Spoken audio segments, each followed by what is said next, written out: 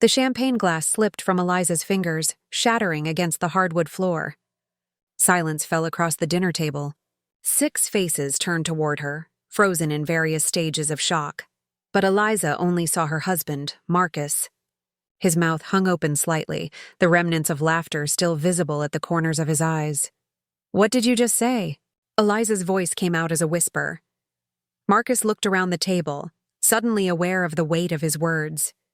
His mother-in-law, both of Eliza's brothers, and most devastatingly, Eliza's younger sister Nora, who sat across from him with wide, horrified eyes. It was a joke, Liz. Come on." "Everyone knows I was joking."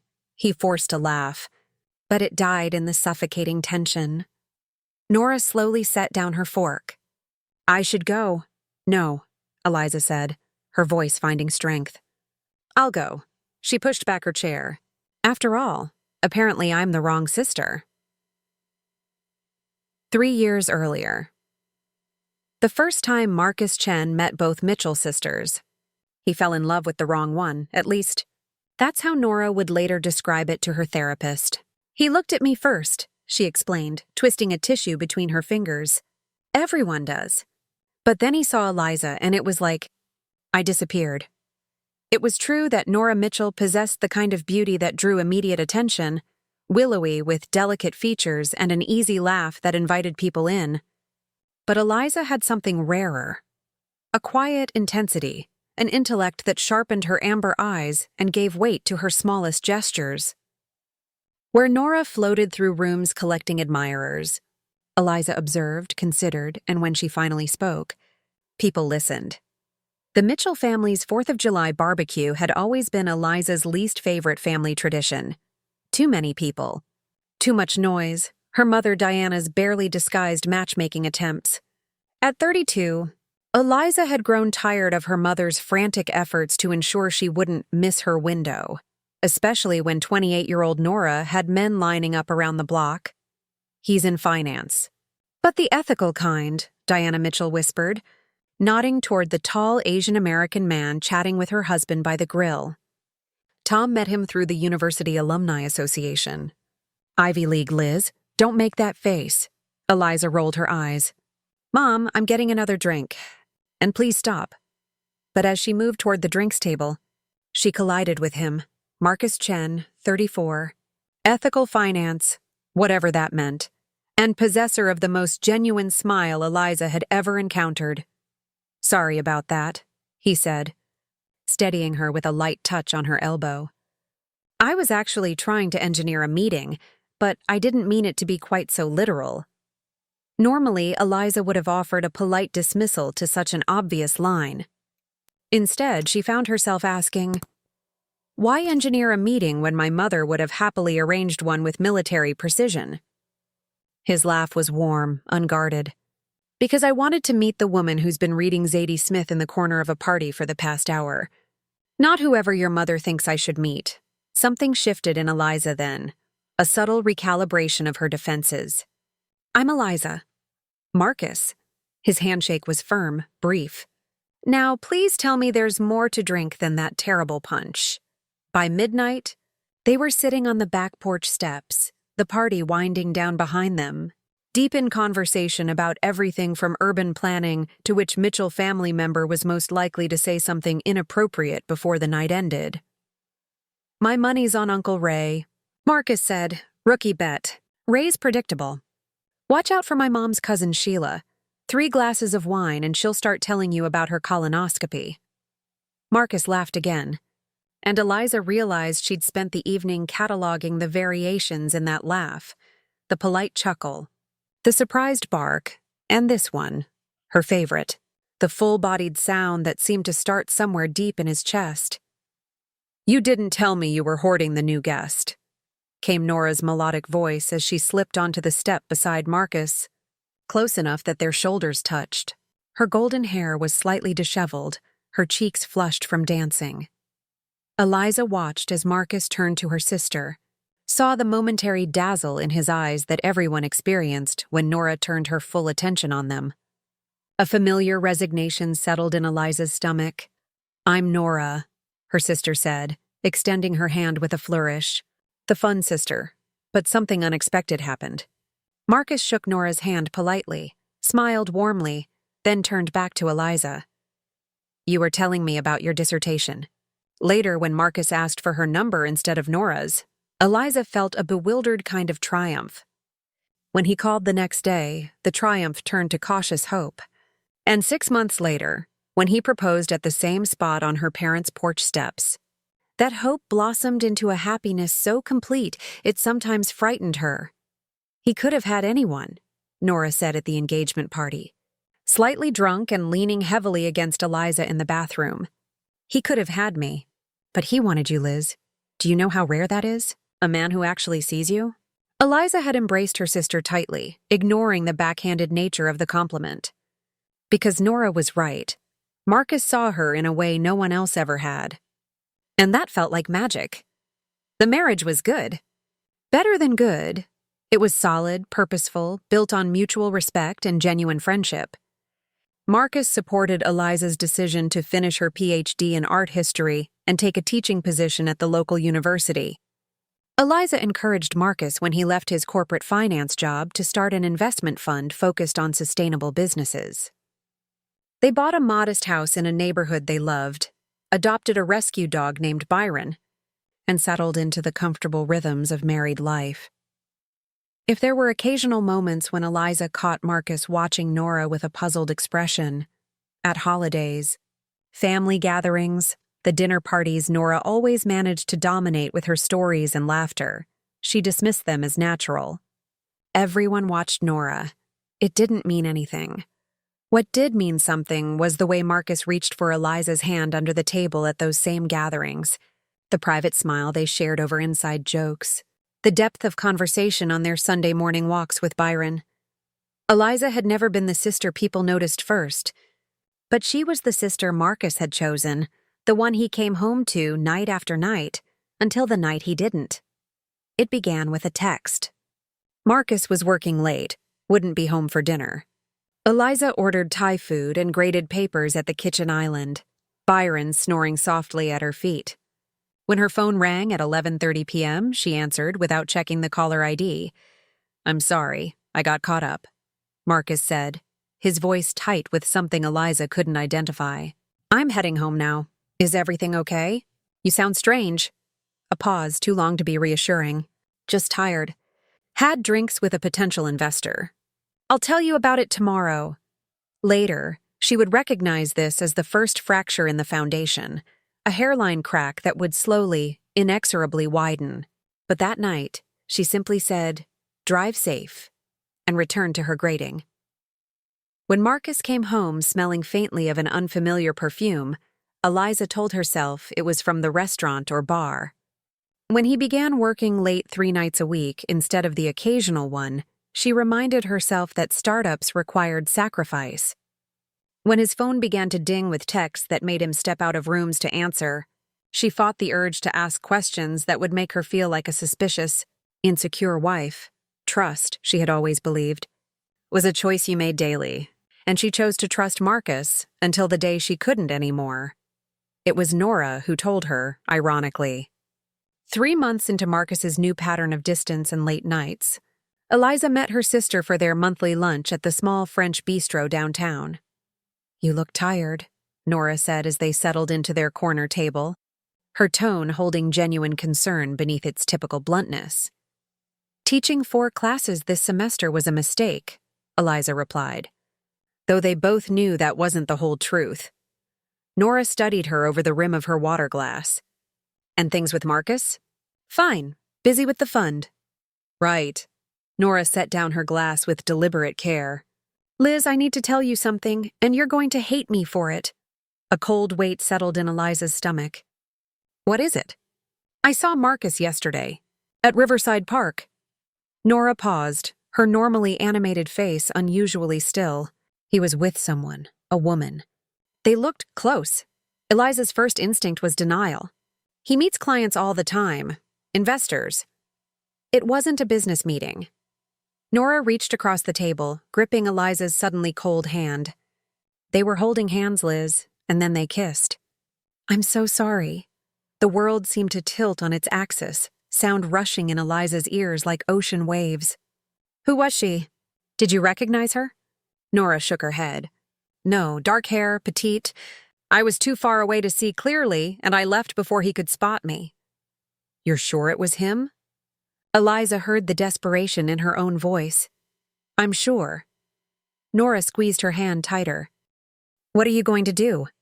What Eliza did was simple. She went home, fed Byron, graded papers, and prepared a pasta dish for dinner as if her world hadn't just collapsed. When Marcus came home at his now usual time of 8:30 p.m., she greeted him with a kiss on the cheek and asked about his day. "Meetings," he said vaguely, avoiding her eyes in a way she now recognized as guilt. "How was your lunch with Nora?" "Enlightening," Eliza replied, watching carefully as he froze for just a moment before continuing to set the table. That night, after Marcus fell asleep, Eliza slipped out of bed and retrieved his phone from the charging station in the hallway. The passcode was still her birthday, either a sign of his continued sentimentality or his overconfidence in her trust.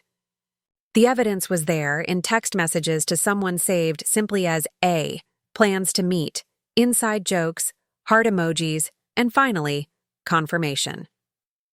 "I miss you. This situation is getting impossible." Eliza took screenshots and emailed them to herself, then returned the phone exactly as she'd found it. In the bathroom, she splashed cold water on her face and stared at her reflection. The woman who looked back at her was pale but composed, her eyes clear and focused. This woman had a plan. Over the next 2 weeks, Eliza became a detective in her own marriage. She tracked Marcus's movements through the discreet use of their shared location app, noted the pattern of his late meetings, always Tuesdays and Thursdays, always ending around 8 p.m., and finally, on a rainy Thursday evening, followed him to a small apartment building in a neighborhood 15 minutes from their home. From her parked car across the street, she watched him enter the security door with his own key. 30 minutes later, she watched a woman emerge, dark-haired, petite, exactly as Nora had described. Eliza took photos with her phone, then drove home in a state of strange calm. The woman's name, she discovered through some basic internet searching, was Audrey Kim. She was a graphic designer who had recently done branding work for Marcus's fund. She was 30 years old, unmarried, with an impressive portfolio and a small but growing Instagram following. In every photo, she radiated a vibrant, artistic energy that made Eliza's academic sensibility seem dull by comparison. Another upgrade, Eliza thought bitterly, remembering how Marcus had chosen her over Nora, the supposedly more appealing sister. Perhaps he had a pattern of surprising choices, only to correct them later. The final piece came when Eliza, in a moment of inspiration, checked their joint credit card statement. There it was, a charge from Tiffany & Co. 3 days earlier. Her birthday was next week. She made dinner reservations at Maison, the upscale French restaurant where they'd celebrated their engagement. She invited her parents, both her brothers and their wives, and Nora. A family celebration for her 35th birthday. Marcus agreed immediately, perhaps relieved by the buffer a family gathering would provide. What Marcus didn't know was that Eliza had also spent the past 2 weeks meeting with a divorce attorney, securing copies of all their financial records, and putting a deposit on a small apartment near campus. What Marcus didn't know was that this dinner wasn't a celebration, but a funeral for their marriage. And what Eliza didn't know was that the evening would take a turn she could never have anticipated. The dinner at Maison began pleasantly enough. Diana Mitchell fussed over the wine selection. Tom Mitchell and Marcus discussed the latest economic forecast, and Eliza's brothers, James and Alex, provided comic relief with stories from their recent fishing trip. Nora arrived 15 minutes late. Classic Nora, in a dress that made heads turn throughout the restaurant. Sorry, she said, kissing cheeks around the table before settling into the empty chair beside Marcus. Client emergency. Bridezilla's wait for no woman. Nora's wedding planning business had taken off in the past year, her natural charm and eye for aesthetics making her the most sought-after planner in 3 counties. She had always possessed an intuitive understanding of romance and presentation that Eliza, with her more analytical mind, sometimes envied. "We ordered champagne," Eliza said, gesturing to the full glass at Nora's place. "Mom's already given the first toast to my advancing age." "Well, I have another," Nora declared, raising her glass. "To my brilliant, beautiful, absolutely perfect sister, who somehow puts up with all of us, especially me." Her eyes glistened slightly. "I don't tell you enough how much I admire you, Liz." The toast caught Eliza off guard. There was something in Nora's expression, a sadness, a plea, that seemed out of place for the occasion. For a brief moment, Eliza wondered if her sister knew about her plans for the evening. Dinner progressed through multiple courses, the conversation flowing easily among family members who, despite their differences, genuinely enjoyed each other's company.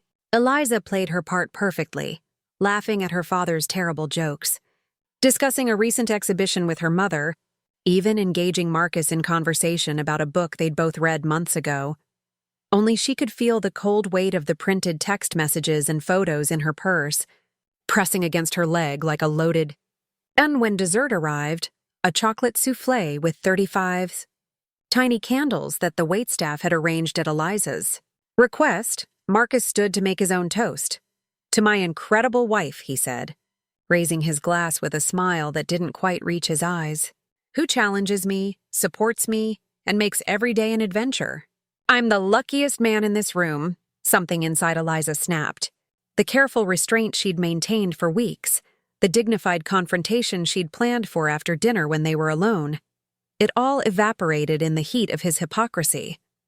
"Are you?" she asked, her voice cutting through the celebratory atmosphere. "The luckiest man?" Marcus's smile faltered.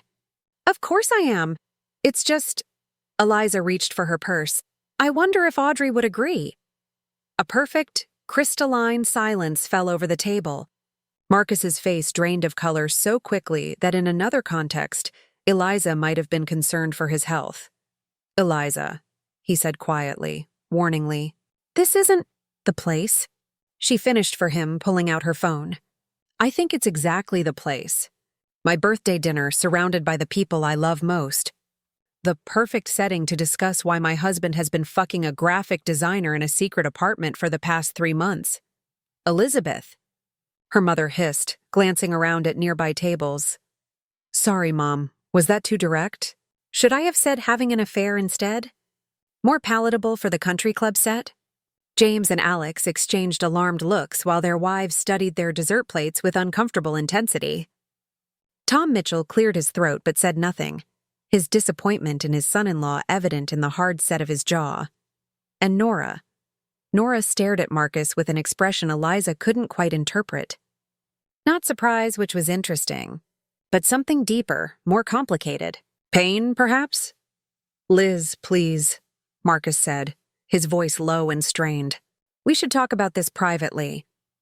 "Like you talked privately with Audrey about how impossible your situation is?" Eliza unlocked her phone and held it up, the incriminating text visible to everyone at the table. "Or how about this one? Sometimes I think my entire life has been a mistake. That was last Thursday, by the way. After you told me you loved me before leaving for work." Marcus closed his eyes briefly, defeat written in every line of his body. When he opened them again, he looked not at Eliza but at Nora. "I never meant for this to happen," he said, and something in his tone made Eliza turn to her sister. Nora's face had gone very still, her knuckles white around her champagne glass. "Don't," she whispered to Marcus. An awful suspicion began to form in Eliza's mind. "Nora, what is he talking about?" Marcus gave a hollow laugh, the sound entirely devoid of humor. "Audrey's not the mistake, Liz. She's just a symptom." He took a large swallow of his wine, then set the glass down with deliberate care. "The mistake was marrying you when I've been in love with your sister since the moment I met her." The champagne glass slipped from Eliza's fingers, shattering against the hardwood floor. Silence fell across the dinner table.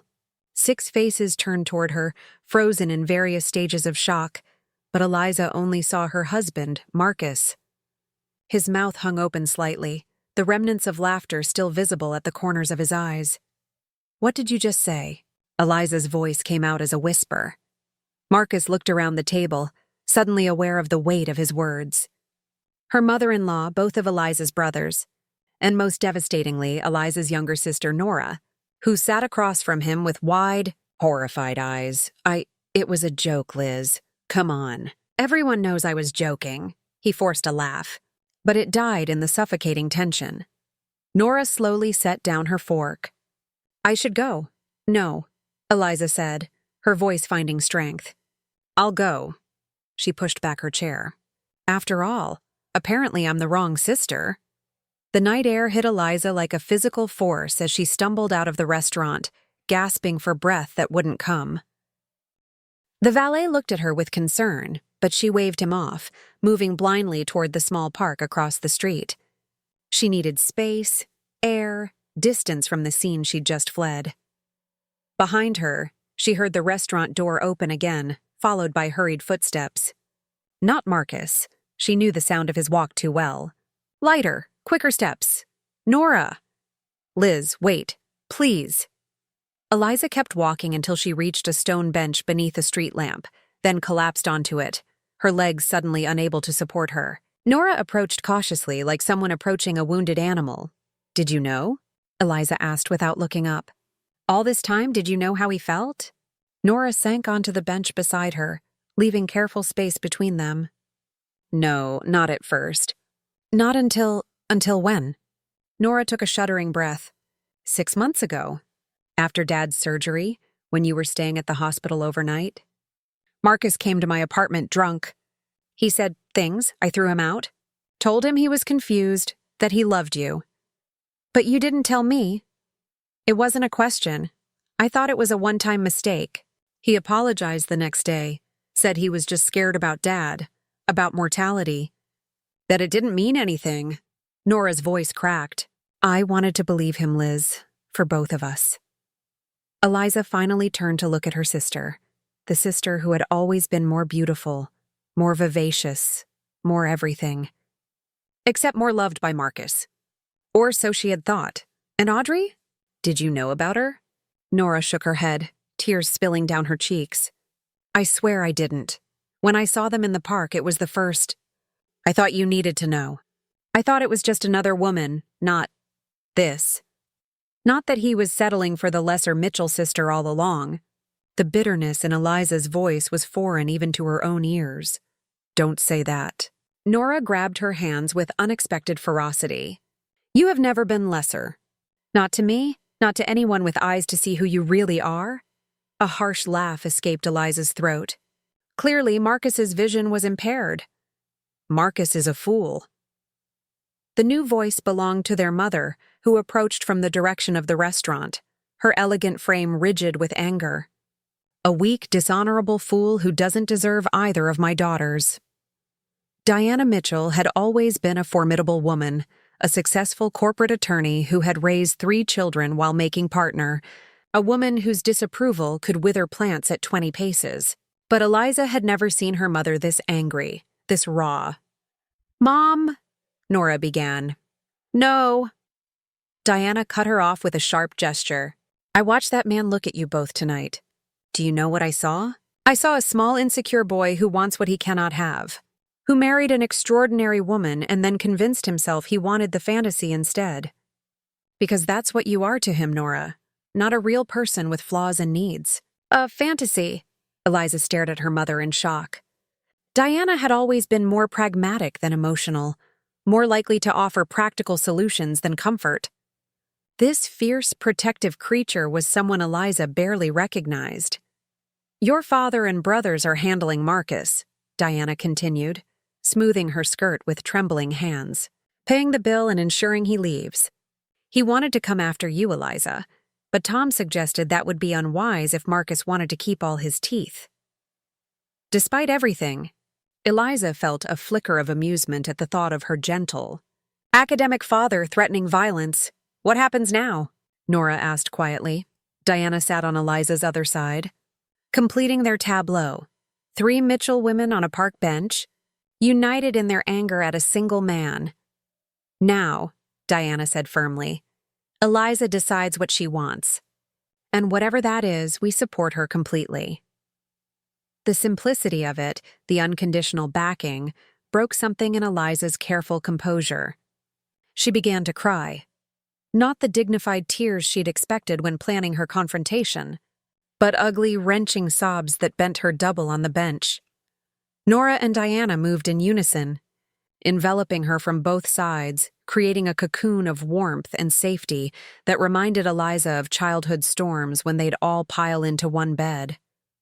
"I want to kill him," Nora whispered fiercely into Eliza's hair. "I want to destroy everything he loves." "No," Eliza managed between sobs. "You're what he loves, or thinks he does. Then I'll disappear. I'll move away. I'll never see him again, Liz, I swear." The offer was so quintessentially Nora, dramatic, wholehearted, and utterly impractical, that it actually helped Eliza regain her composure. She straightened up, wiping her tears with the back of her hand. "Don't be ridiculous. I'm not letting him take my sister, too." Diana produced a handkerchief from her purse and handed it to Eliza with a small, proud smile. "That's my girl." As Eliza dried her eyes, she caught sight of a familiar figure across the street. Marcus stood on the sidewalk outside the restaurant watching them, his face in shadow. For a long moment, they stared at each other across the distance, husband and wife, connected by years of intimacy now poisoned at the root. Eliza stood, suddenly certain of what she needed to do. "I need to talk to him, alone." "Absolutely not," Diana objected. "Mom, I have to. For me, not for him." After a moment of consideration, Diana nodded reluctantly. "We'll wait here." Eliza crossed the street with measured steps, her chin high despite her tear-stained face. When she reached Marcus, she was surprised to find him crying too, silent tears tracking down his handsome face. "I'm sorry," he said immediately. "I didn't mean to say it. I never wanted to hurt you." "But you meant it. It wasn't a question. You've always wanted her." Marcus looked away, his silence more damning than any confession. "Why did you marry me, Marcus? Why not just wait for Nora?" "Because I loved you too," he said, his voice breaking on the past tense. "I still do. It's just different. Complicated." "It's actually very simple," Eliza countered, a strange calm settling over her. "You wanted what you couldn't have. Nora was always surrounded by admirers, always slightly out of reach. I was the attainable one. That's not— And now that you have me," she continued as if he hadn't spoken, "you've convinced yourself that Nora is what you really want. But if you had her, Marcus, you'd find some other unattainable woman to fixate on. Because the problem isn't me or Nora, it's you."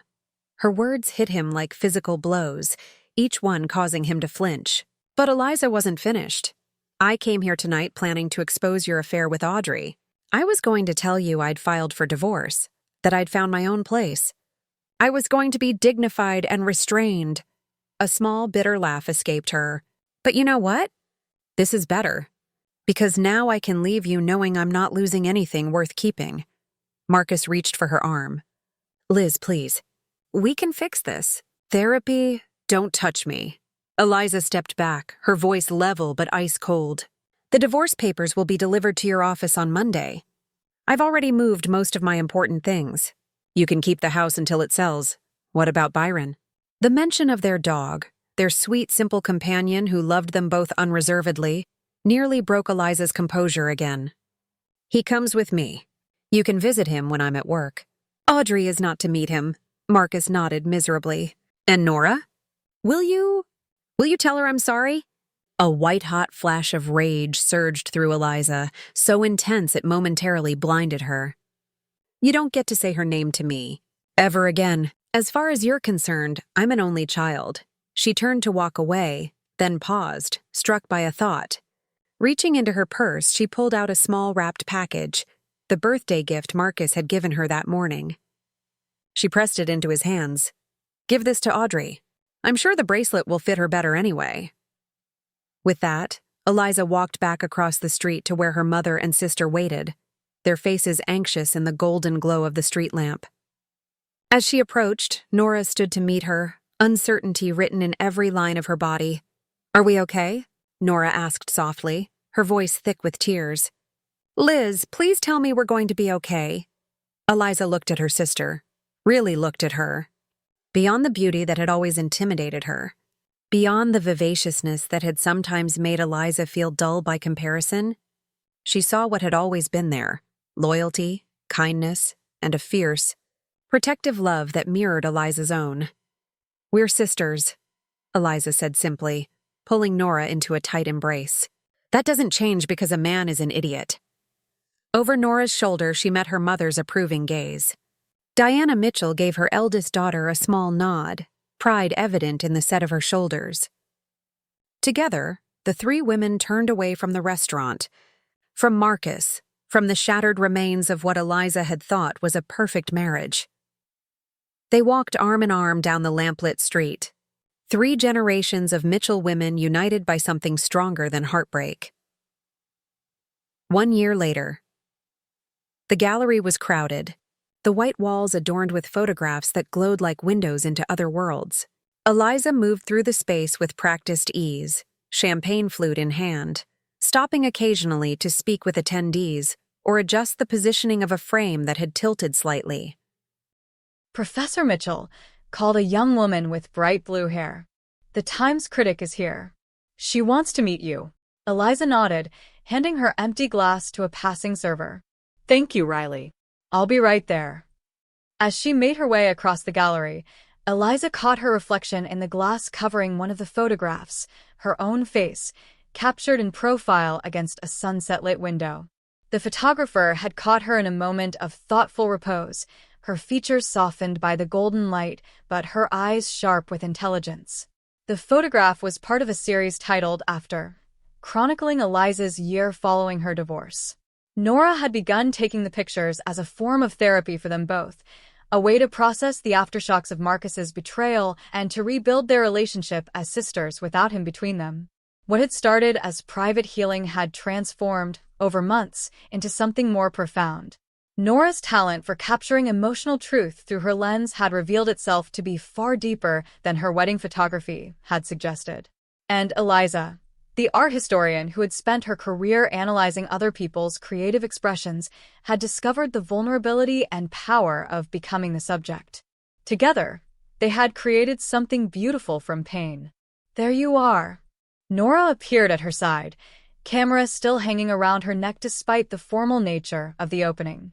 She looked radiant in a simple black dress, her hair swept up in an elegant twist. "The Times loves it, Liz." She called it a raw, unflinching exploration of feminine resilience. "We're going to get a full review in the Sunday section." Eliza squeezed her sister's hand. "You did it. I knew you would." "We did it," Nora corrected, her smile softening. "I just took the pictures. You lived them." The gallery opening marked not just the debut of Nora's photographic career, but also the first public unveiling of the Mitchell Sisters Foundation, the nonprofit Eliza had established using her divorce settlement. The foundation provided arts education and therapy programs for women recovering from domestic abuse and relationship trauma, turning personal pain into purpose. Their mother approached, resplendent in a midnight blue suit that somehow managed to convey both corporate authority and artistic appreciation. "My brilliant girls," Diana said, pride evident in her voice. "Your father is outside charming potential donors. I believe he's already secured 3 major commitments." "And you said he was just a pretty face," Nora teased, earning a light swat on the arm from their mother. "I never said that. I said his pretty face was a bonus on top of his brilliant mind. Much like both my daughters." Eliza laughed, a full, unreserved sound that still sometimes surprised her. The ability to laugh without restraint had returned gradually over the past year, along with other things she'd thought lost forever: peaceful sleep, genuine appetite, and the capacity to imagine a future different from but no less meaningful than the one she'd planned with Marcus. As if conjured by her thoughts, a familiar figure appeared at the gallery entrance. Marcus Chun, looking thinner and somehow diminished, hovering uncertainly at the threshold. Their eyes met across the crowded room, his expression a complex mixture of regret and something like pride. Eliza had heard, through the inevitable grapevine of mutual acquaintances, that Marcus and Audrey had ended things just 2 months after the divorce was finalized. That his investment fund had struggled before eventually finding stable footing. That he had begun volunteering at a men's therapy group focused on emotional intelligence and relationship patterns. For a moment, Eliza felt the ghost of their shared history pass between them, not just the betrayal that had ended things, but the genuine connection that had begun them. The books they'd discussed over Sunday coffee, the dream house they'd planned, the child they'd talked about having someday. Then Nora touched her arm, bringing her back to the present. "You okay?" her sister asked quietly, following Eliza's gaze to Marcus. "Yes," Eliza said, surprising herself with the truth of it. "Actually, I am." "Want me to have security throw him out?" "James and Alex are by the bar. They'd enjoy it." Eliza smiled at the protective fierceness in her sister's voice. "No need. He's not staying." Indeed, as they watched, Marcus gave Eliza a small, respectful nod, then turned and left without entering the gallery.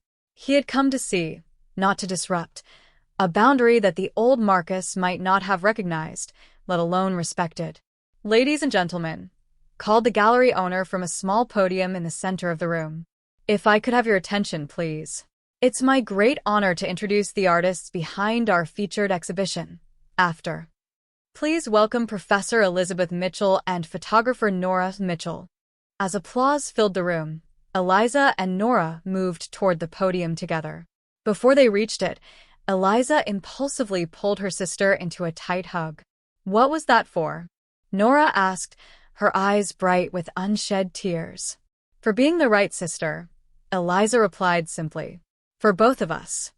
Hand in hand, the Mitchell sisters stepped into the spotlight, their shadows merging into a single, unified silhouette against the white gallery wall. Behind them, larger than life, hung the final photograph of the exhibition, the two of them on their parents' back porch, in the exact spot where Eliza had once met Marcus. In the image, they were laughing together, their profiles mirror images of each other's joy, their faces turned not toward the camera, but toward a future they would shape together. The brass plaque beneath the photograph read simply, "What remains." And that wraps up today's story. Now we want to hear from you. Where are you watching from? Drop your city or country in the comments, and let's see how far these stories reach.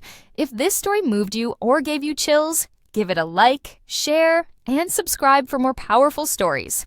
One last thing, rate the story from 1 to 10 in the comments. Your feedback helps us bring you even better ones next time. Thanks for watching.